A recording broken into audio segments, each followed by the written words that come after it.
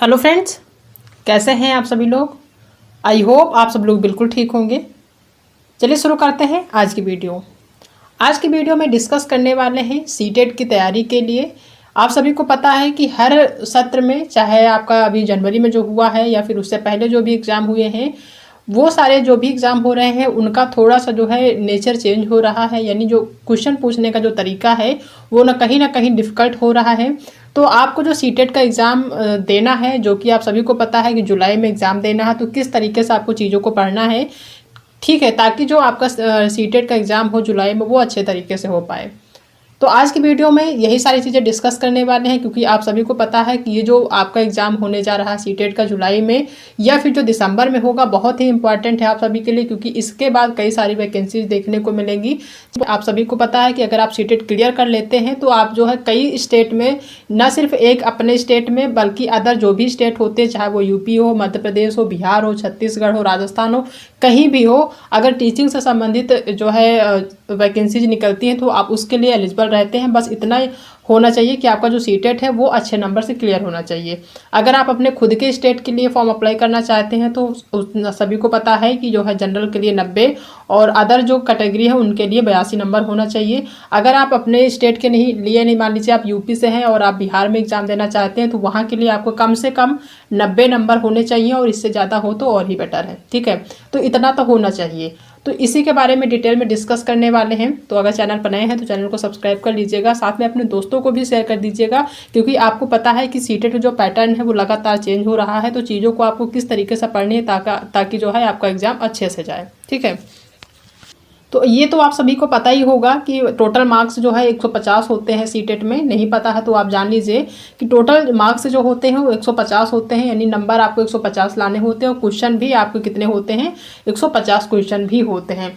अगर ड्यूरेशन की बात करें, कितना टाइम मिलता है आपको सॉल्व करने का, तो वही टाइम है जो कि लगातार पहले से, काफ़ी टाइम पहले से मिल रहा है आपको, 150 मिनट यानी कि 2.5 घंटे मिलता है। पेपर मोड जो है वो ऑफलाइन हो गया, कुछ दिन पहले ऑनलाइन था। अभी जो है इस सत्र में, यानी कि अगर आप जुलाई में भी सीटेट का एग्ज़ाम देते हैं तो भी, और अगर आप दिसंबर में देते हैं तो भी आपको ऑफलाइन ही देखने को मिलेगा, अभी ऑनलाइन नहीं मिलेगा। ऑनलाइन आपको तब देखने को मिलेगा जब जो है इस एग्ज़ाम को एनटीए कंडक्ट कराएगी। ठीक है, यानी कि नेशनल टेस्ट एजेंसी जो है एनटीए, अगर इसको जो है पेपर कराएगी सीटेट का, तब हो सकता है कि आपका ये ऑनलाइन हो जाए। तो संभावनाएं बहुत सारी बन रही हैं कि 2025 में सीटेट से संबंधित कई सारी चीज़ें आपको चेंजिंग में देखने को मिलेंगी। बहुत सारी चीज़ें हो सकता है कि चेंज हो जाए, हो सकता है कि आपका सिलेबस चेंज हो जाए, हो सकता है कि ऑफलाइन की जगह ऑनलाइन हो जाए। तो आप इन सब चीज़ों को जो है, अगर इन सब चीज़ों से बचना चाहते हैं जो भी चेंजिंग होने वाली है, तो आप ज़्यादा से ज़्यादा कोशिश करिए कि अच्छे से पढ़िए, ताकि इस बार यानी जो जुलाई का एग्ज़ाम होने जा रहा है वो आपका अच्छे नंबरों से निकल जाए। बाकी कोई भी चेंजिंग हो तो फिर कोई दिक्कत नहीं होगी। अगर आपका सीटेट क्लियर रहेगा इधर तो कोई दिक्कत आपको नहीं होने वाली है। ठीक है, एग्जाम पैटर्न की बात करें तो जो है कि जो लोग जनरल में हैं वो 90 जो है उनको 90 नंबर लाना है, चाहे वो मेल हो फीमेल हो। ठीक है, और अगर आप जो है अदर कैटेगरी के हैं तो आपको 82 नंबर लाना कंपलसरी है, चाहे आप मेल हैं फीमेल हैं। ठीक है, किसी भी कैटेगरी का है, चाहे एससी हो, एसटी हो, ओबीसी हो, आपको 82 नंबर लाना है। अगर आप अदर स्टेट में एग्जाम देना चाहते हैं तो आप किसी भी कैटेगरी के हैं, आपको 90 नंबर कम से कम लाना है, और ज़्यादा से ज़्यादा कितना भी नंबर ला सकते हैं वो 150 के अंदर होना चाहिए। ठीक है, क्योंकि 150 नंबर का ही पेपर होता है।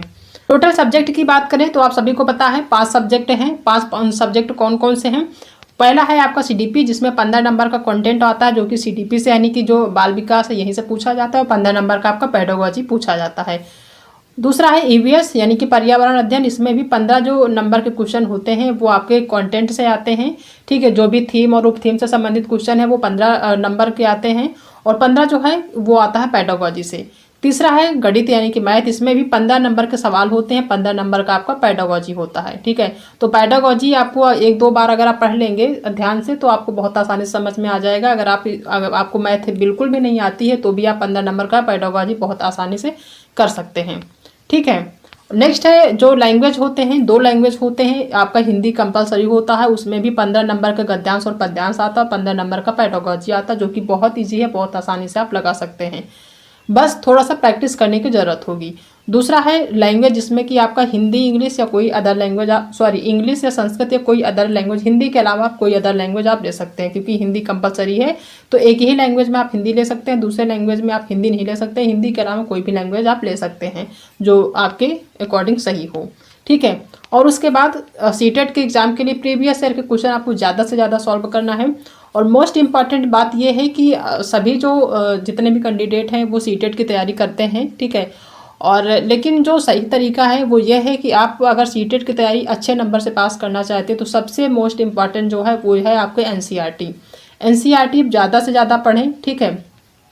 वो भी अगर आप प्राइमरी लेवल के पढ़ना चाहते हैं तो 1 से 5 तक के जो जितनी भी एनसीईआरटी की किताबें हैं, चाहे वो हिंदी हो, संस्कृत हो या फिर ईवीएस हो, जो भी है, चाहे मैथ हो, अगर आप 1 से 5 तक की सिर्फ एनसीईआरटी कर लेते हैं, एनसीईआरटी पढ़ लेते हैं डीप में थोड़ा सा, तो आपके लिए इनफ है, ठीक है। एनसीईआरटी ज़्यादा से ज़्यादा पढ़ें। दूसरी चीज़ ये है कि जो अभी हाल ही में आपके पेपर हुए हैं, चाहे अभी आपको जो जनवरी में हुआ है या इससे पहले के जो पेपर हुए हैं, उनको आप ज़्यादा से ज़्यादा सॉल्व करें, ठीक है। यानी प्रीवियस ईयर के जितने भी क्वेश्चन आए उनको आप सॉल्व करेंगे तो आपको एक पता चल जाएगा आइडिया कि किस टाइप के क्वेश्चन पूछे गए थे, आपको तैयारी किस तरीके से करनी है। क्योंकि आप सभी को पता है कि अगर आप प्रीवियस ईयर के क्वेश्चन देखते हैं तो आपको पता चल जाएगा कि पहले का लेवल क्या था और अब का लेवल क्या है, ठीक है। तो इसको जो है क्लियर करने का सबसे अच्छा तरीका, सबसे पहले आप एनसीईआरटी पढ़ें, ठीक है। उसके बाद जो भी अभी पिछले एग्जाम हुए हैं, बहुत पहले के एग्जाम के नहीं कि आप 15, 16, 17 के लें, वो नहीं लेना है आपको। ये 19, 20, 21 या 21, 22, 23 का ही अगर आप सॉल्व कर लेते हैं तो वो आपके लिए इनफ है, ठीक है।